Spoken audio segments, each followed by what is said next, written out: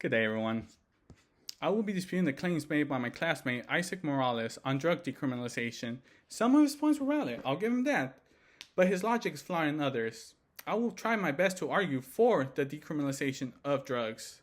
I have struggled personally with drug addiction for most of my formative years, but luckily I managed to kick some of those habits, such as alcohol and cocaine, and as some would put it, I'm California sober.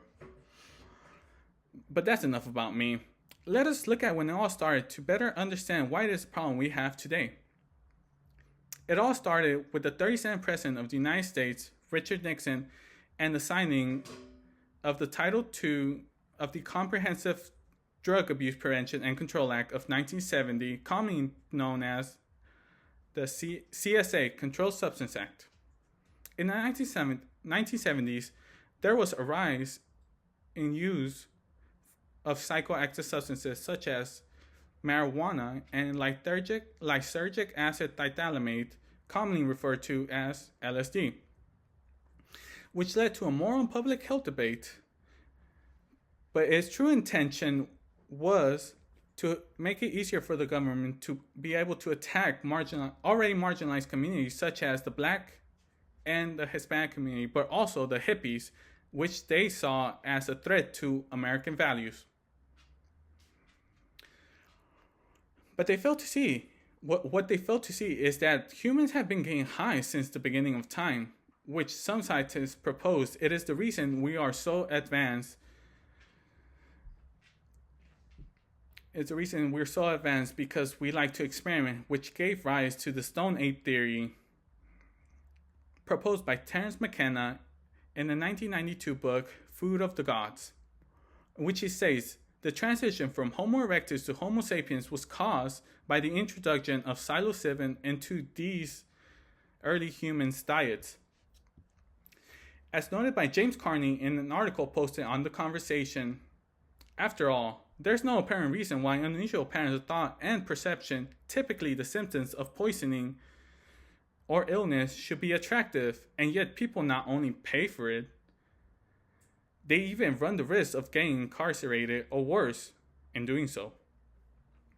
To begin, I strongly agree with the point he made about how drugs are not the problem but are a symptom of an underlying issue such as the lack of support someone does not have in their community, which leads to them feeling alienated and isolated, which in turn makes them turn to something that they know will feel good and temporarily take them away from reality. My peer made a point saying that decriminalization would affect community in adverse ways. Still, I believe that with decriminalization comes destigmatization of drug use, which will lead to more people seeking out the help they need without fear of being judged or incarcerated for the personal decisions that they made, which at the end of the day, drug use is a personal decision. And with more people looking for resources, it will lead to the governments to allocate more resources to help these individuals. The second point he made was that according to the National Safety Council, we have lost at least 100,000 American lives to drug use.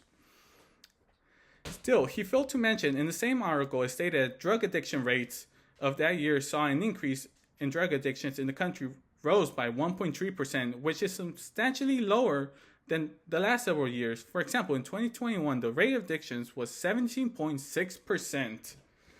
A dramatic decrease in drug addictions will lead someone to realize that most of these deaths aren't from new users. It comes from previously addicted individuals that could not get the help they needed. I am a strong advocate for survival of the fittest. I come from a Mexican background in which we had a saying, si no lo puedes aguantar, no lo hagas, which translates to, if you can't handle it, don't do it. In terms of substances, and if someone does not know how to handle their substances, they probably should not be doing them in the first place. And the more people that die, the more people will see that these sources are not the move, which in turn would lead to less people dying because of drug overdoses. I understand this may sound insensitive, but at the end, They're providing a service to the populations around them and a lesson to the communities they're a part of. My peer also claimed that with decriminalization, the rates of addictions will rise, but contrary to this, the National Library of Medicine found that in the Netherlands, decriminalization of heroin and other hard drugs allowed addicts to be treated as patients. As a result, hardly any new heroin addicts are registered, while existing users are supported and have been helped to get new jobs. But also with it comes the potential that said drugs could easily be regulated in the same manner that alcohol and tobacco is. And more importantly, heavily taxed. In conclusion, while criminalizing drugs may seem like the solution to reducing addictions and overdose rates, it ultimately falls short of addressing the deeper issues that drive substance use and abuse. Decades of strict enforcement have led to a staggering cost, both financially and socially, without effectively reducing addiction rates. By decriminalizing drugs, we can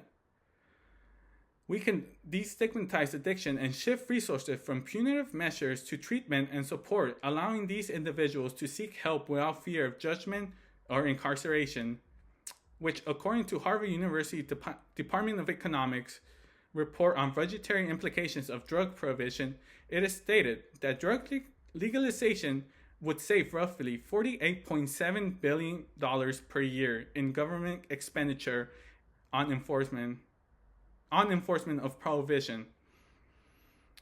As seen in countries like the Netherlands, treating addiction as a public health issue rather than a criminal one promotes better outcomes for individuals and communities alike. If redirect enforcement funds towards education, harm reduction, and accessible health care, we stand to create a safer and more compassionate society. Drug decriminalization is not just a policy change, it is a step forward. It's a step towards valuing human dignity and improving public health. Thank you for listening, and I welcome any questions or further discussion on this topic.